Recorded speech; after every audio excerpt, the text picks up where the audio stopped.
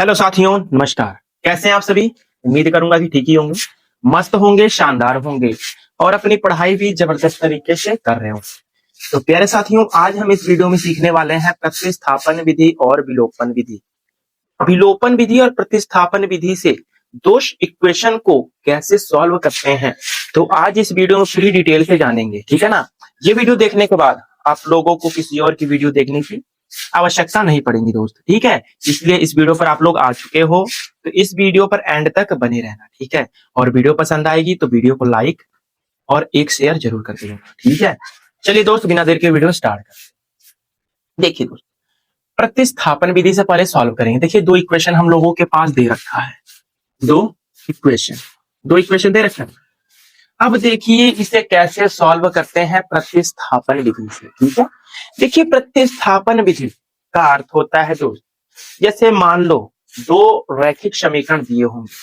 जैसे ये दो रैखिक समीकरण युग्म है, दो चर वाले हैं, ये एक चर x है, एक चर y है। दो चर वाले रैखिक समीकरण को जब हल करना हो दोस्त, ठीक है, तो सबसे पहले आप लोग इन दोनों समीकरणों में से किसी एक समीकरण को पकड़ेंगे। ठीक है? जैसे मान लो मैंने समीकरण एक जैसे मैंने पकड़ा, ठीक है ना? अब समीकरण एक से आप लोग किसी एक चर का मान निकालेंगे।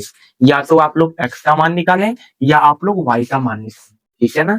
अब एक चर का मान निकालने के बाद अब उस जैसे मान लो कि x का आपने मान निकाला।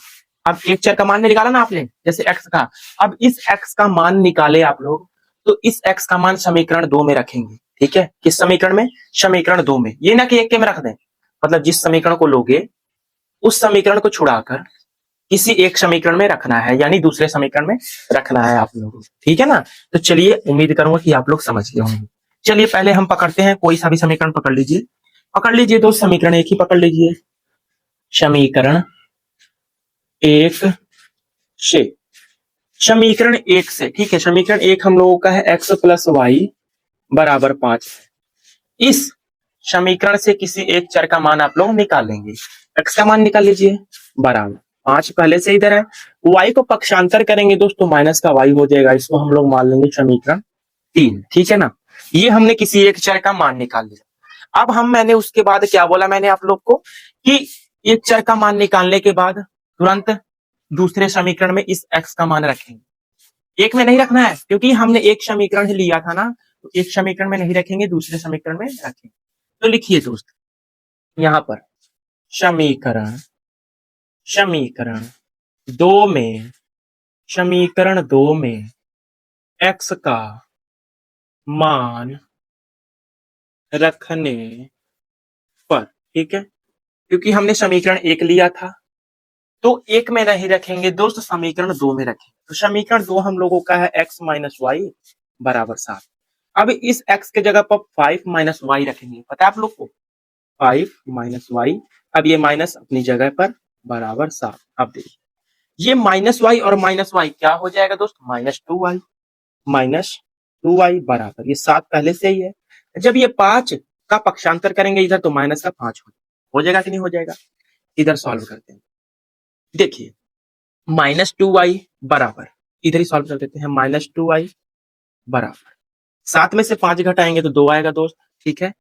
अब y बराबर, ये -2 को उधर पक्षांतर कर देंगे तो बटा में आ जाएगा, यहाँ माइनस लगा देंगे। ठीक है? यहाँ पर माइनस लगा दिए। ठीक है?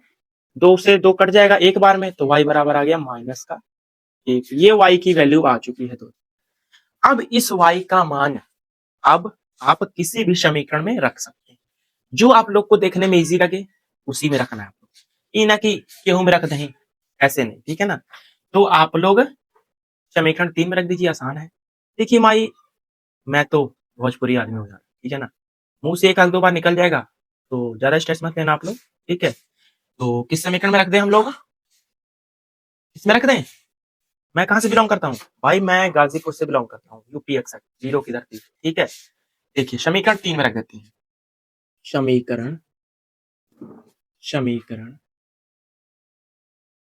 3 में इस y का मान रखने पर, समीकरण 3 हम लोगों का ये रहा, x बराबर 5 माइनस वाई है तो x बराबर आ जाएगा दोस्त 5 माइनस y की जगह पर क्या रखेंगे -1, -1 हम लोगों ने रखा, x बराबर आ जाएगा 5 माइनस में माइनस का मल्टीप्लाई प्लस ये 1, ठीक है। तो x बराबर हो जाएगा 5 और 1 6 हो जाएगा, ठीक है। 5 और 1 6।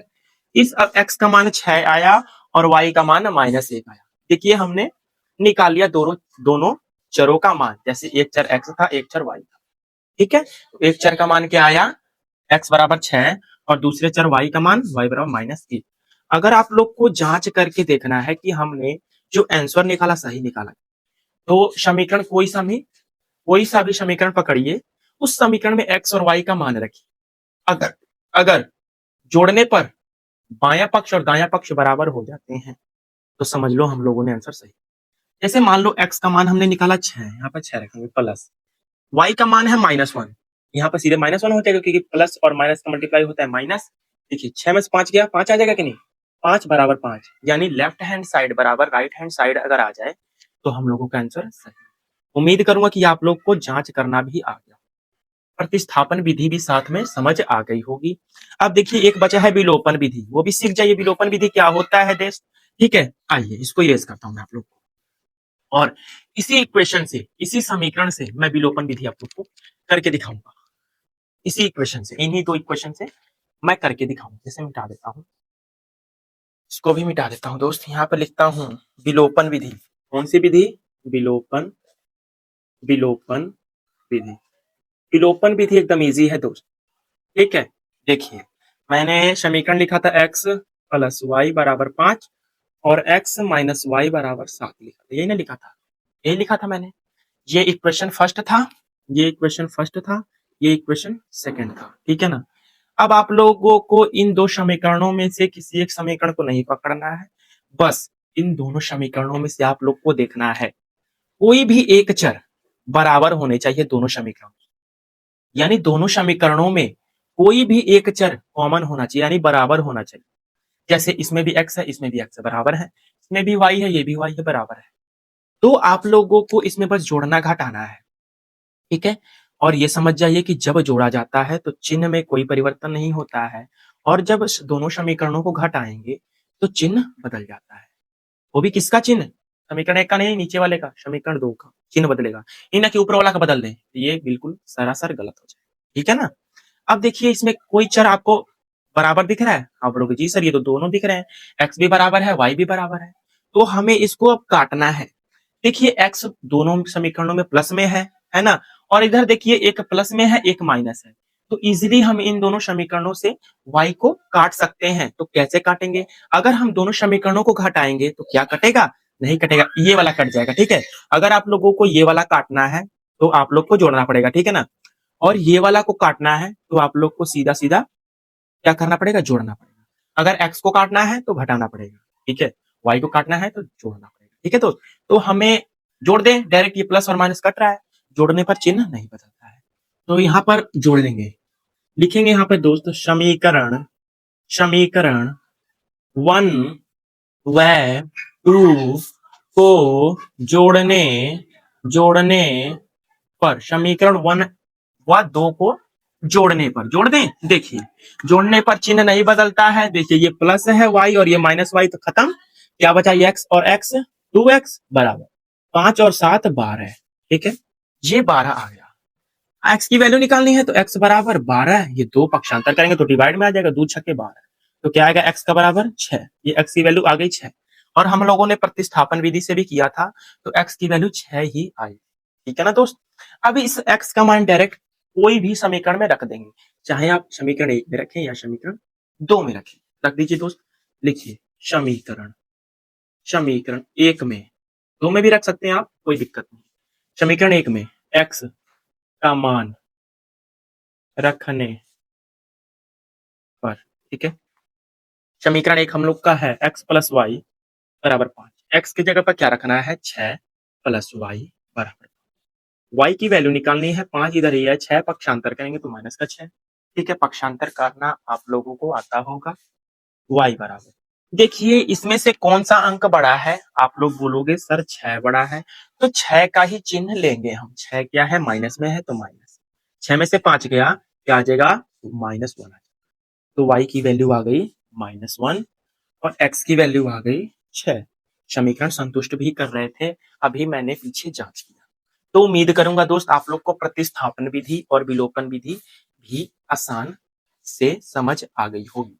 तो आप लोग कमेंट करके जरूर बताइएगा प्रतिस्थापन विधि इजी है या विलोपन विधि इजी है। ठीक है, अब मैं एक क्वेश्चन आप लोग को होमवर्क दूंगा, उसका भी आंसर आप लोग कमेंट में बताएंगे मुझे, तभी मैं समझूंगा कि आप लोग को समझ।